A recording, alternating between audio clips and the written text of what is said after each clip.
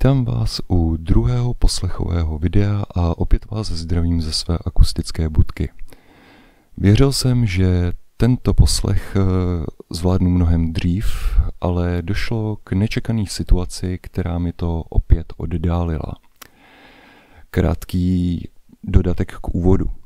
Když jsem si to znova pouštěl, tak mi přišlo, že to bylo celý takový možná trošku vážný. Takže ještě k tomu všemu. Bude zde zaměření i na zábavu celkově. Rád bych se taky věnoval obzvláště, dá se tak říct, kritice filmového a herního průmyslu. A to kvůli tomu, protože něco z toho mám za sebou a to, jak se v dnešní době jede na kvantitu místo kvality, je podle mě špatný.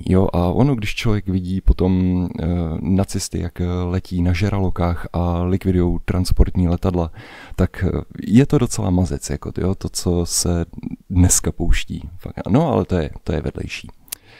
Tak, první téma, a to, který vlastně tak nějak i souvisí s mojí situací, jsou změny. Takže jdeme na to. Změny. V tomto případě se zaměřím na strach ze změny zaměstnání. Já, když to přeženu, tak měl jsem období, ve kterém jsem měnil zaměstnání jako ponožky. Takže i když je to nepříjemná situace, tak furt to beru jako něco normálního, obvyklého a tak, že by to člověk měl přijmout, než to zbytečně oddalovat.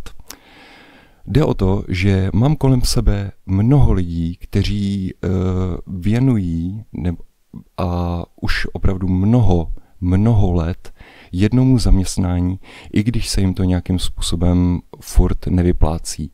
A ten hlavní důvod je strach ze změny. Ten dokáže být v některých směrech, konkrétně v tomhle, naprosto likvidující, protože neumožňuje tomu člověku, aby se v něčem posunul dál.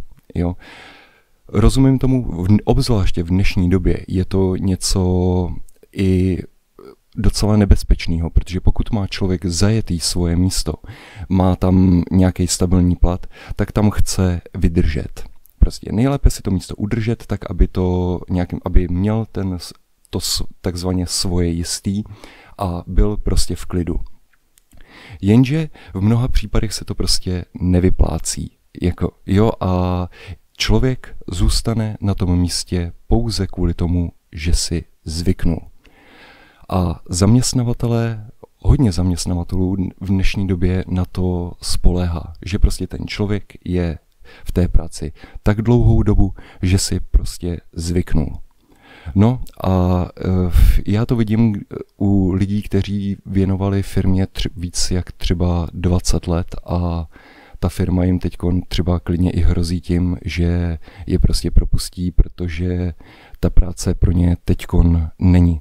Takže ono oddalovat něco takového může být opravdu likvidující, protože to člověku zároveň brání v rozletu. Brání mu to v tom naučit se něco nového.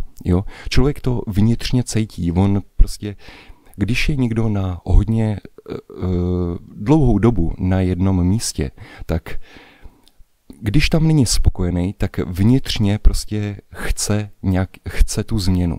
Ale pere se to v něm. Je tam ten zvyk z toho, že prostě je na tom místě dlouho, že tam má ten svůj klid, ale zároveň prostě chce z toho místa odejít a začít s něčím novým. No a to je ten hlavní problém.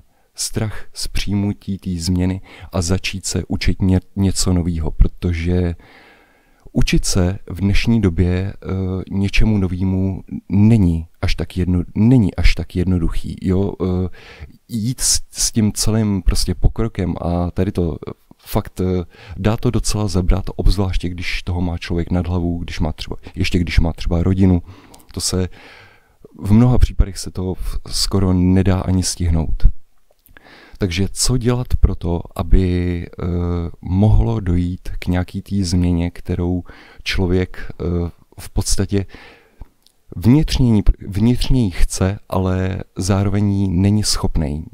Co dělat pro to, aby k té změně došlo a aby přijmul tu změnu. Tak myslím si, že to nejdůležitější, co v tomhletom případě musí udělat, je přijmutí toho, že změna jako taková je nevyhnutelná, protože změna jako taková přináší pokrok, přináší něco nového, přináší nové myšlenky, nové situace, nové možnosti, hromadu nového a je logický, že člověk se toho nového podvědomě bojí.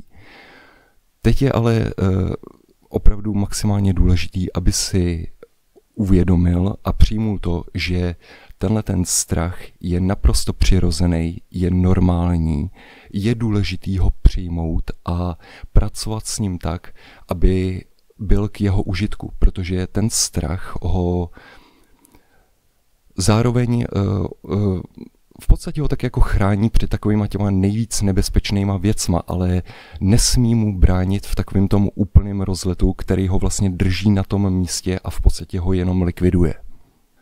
Takže přijmout ten fakt, že změna jako taková je nevyhnutelná a musí projít, pokud se nějakým způsobem chce posunout dál.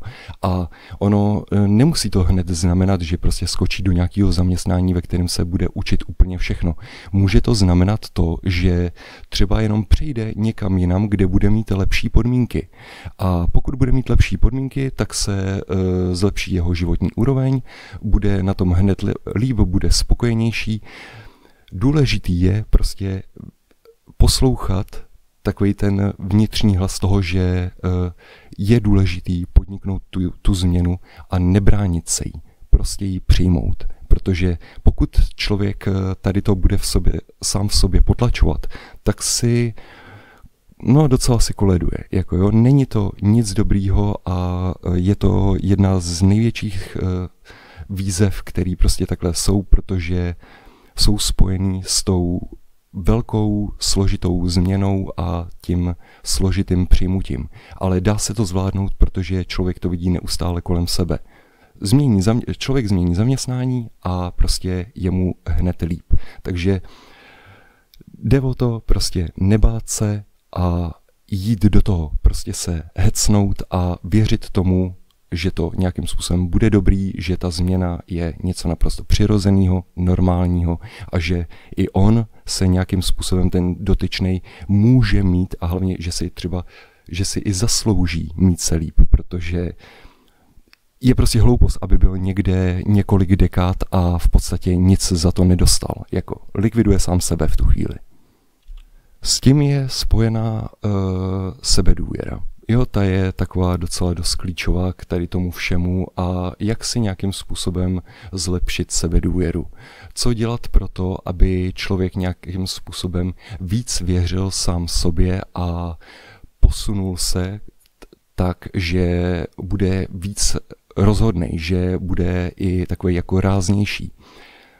V tomhletom případě doporučuji, a v podstatě to skoro každý doporučuje, fyzický trénink. Prostě cvičit.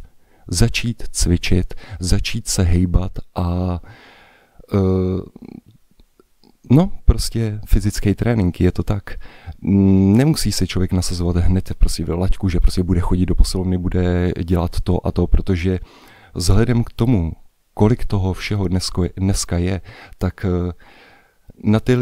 na nás všechny je nějaký určitý tlak.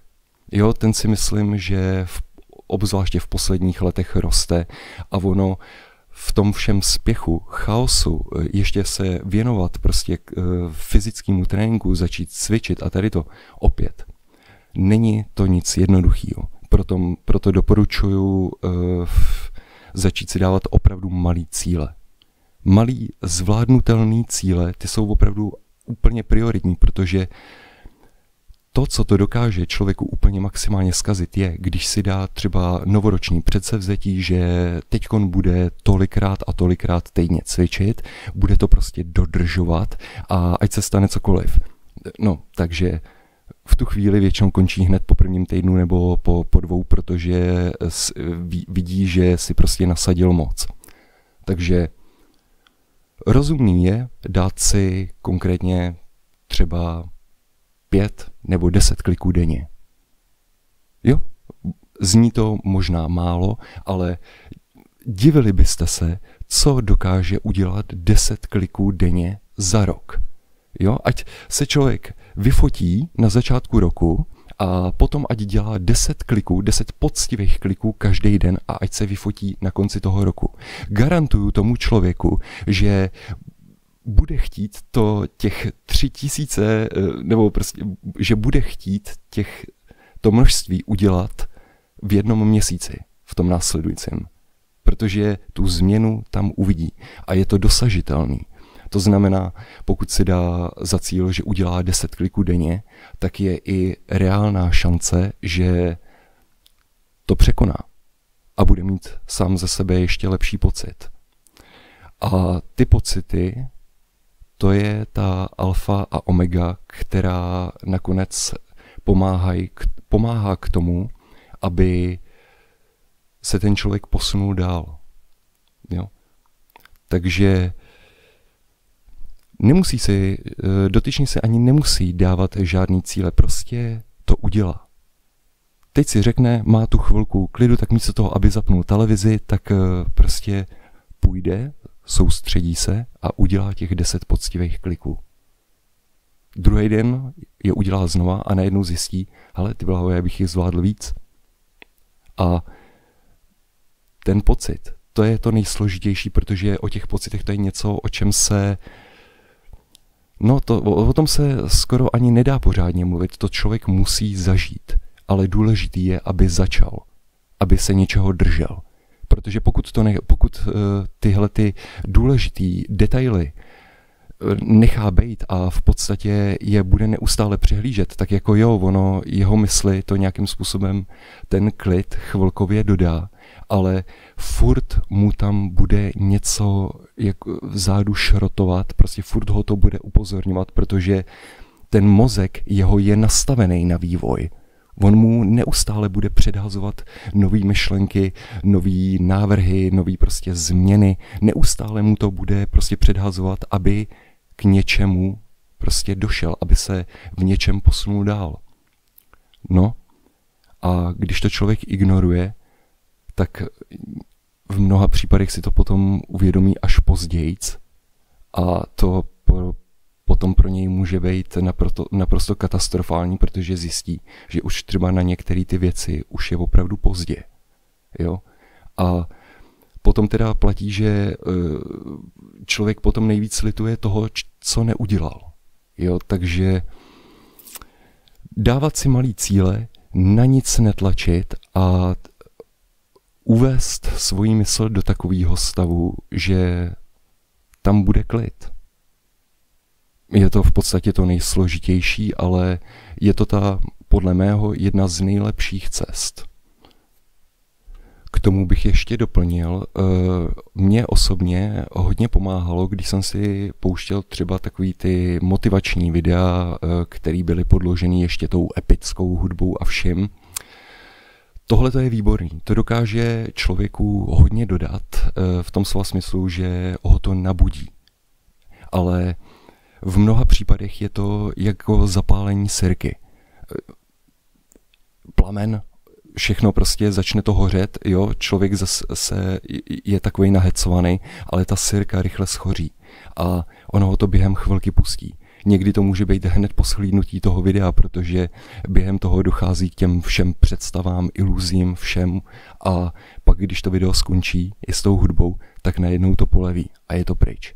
Jo, ten dotyčný má takový ten nepříjemný návrat do reality a tím chci říct, že je důležitý tady to v sobě rozdmíchat, aby toho byl ten člověk schopný sám, že prostě si třeba sedne a teď si představí, jak cvičí, jak nějakým způsobem už to dělá, aby vyloženě nespoléhal na to, že se bude něčím takhle neustále posilovat, jo, ať je toho schopný nejlépe sám. A k tomu bych doplnil ještě hodně důležitý detail a ten se týká toho, když člověk se něčeho bojí, tak ve většině případů je to právě to, co by měl začít dělat. Je to takový ten vnitřní pocit toho komfortu, toho, že teďkon momentálně je třeba u televize, u počítače, má nějakou svoji zábavu, ale najednou úplně ho to trkne a teďkon si řekne, tak a teďkon bych si mohl dát těch 10 nebo 20 kliků, nebo bych mohl udělat klidně 15-minutový, půlhodinový trénink. A teďkon pocítí takový toto chvění a to, že jo, jdu do toho, ale něco zároveň stále nutí zůstat sedět u toho monitoru a vykašlat se na to. Jako jo. Takže takovýhle ty, dalo by se říct chvilkama až nepříjemný pocity, nebo ty pocity toho strachu z té změny, tak to je ten správný směr. Jakmile tohle člověk pocítí, nebo tady to, tak ví, že v tu chvíli, jo, mám jít na to. Není to nepříjemný pocit, není to strach, je to přesně to, co nutí k té důležité změně, za kterou by měl být člověk vděčný. Protože ten, kdo to v sobě jsou lidi, kteří to v sobě dokážou úplně potlačit tady to a potom už to necítějí vůbec. Jako, jo. Takže pokud tohleto člověku mozek vysílá, že by měl tady to dělat, tak ať je za to maximálně vděčný, protože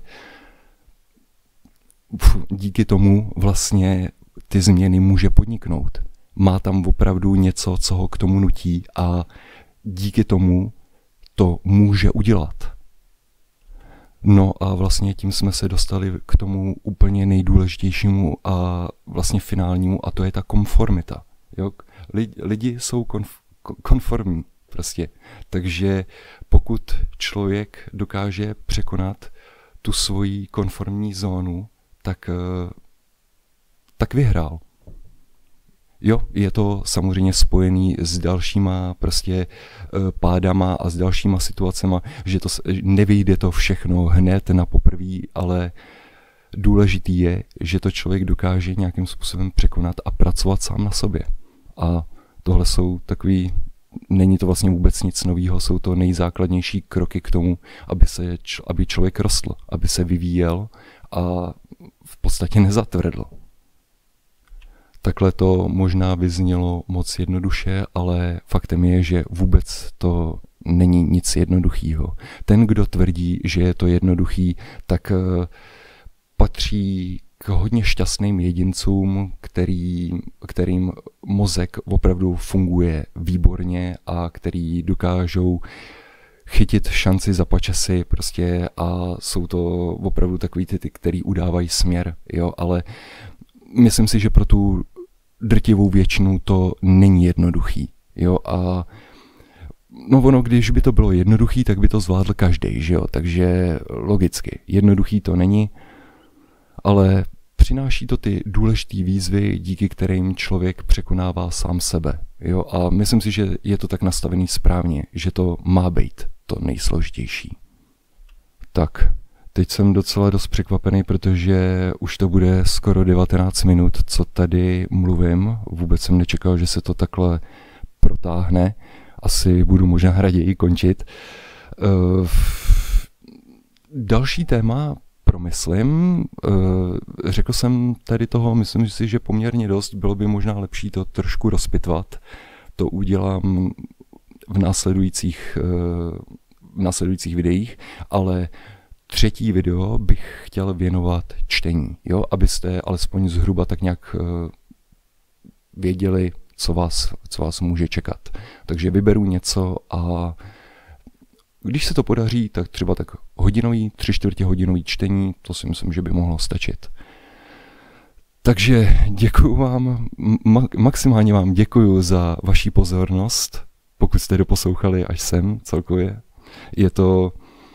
Je to pro mě opravdu hodně velký překvapení, že skoro už 20 minut takhle mluvím, takže mějte se jen a jen výborně, teď už koukám venku je nádherně, jdu se projít, jo, běžte taky, mějte se jen skvěle a u dalšího videa. Čau.